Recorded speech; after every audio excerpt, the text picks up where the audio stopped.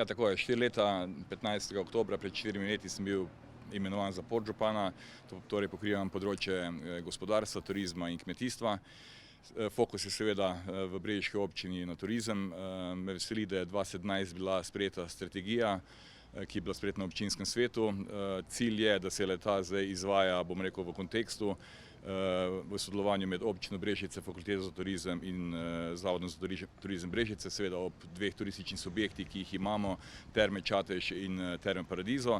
Niso samo to potenciali, imamo tudi Krko, imamo tudi manjše turistične subjekte, Brežiško jezero, tako da naloga občine je, da povezuje te turistične subjekte, da hkrati infrastrukturo, to pomeni kolesarske steze, na Krki podaja pogoje za to, da je tudi kamping turizem in ostali turizem.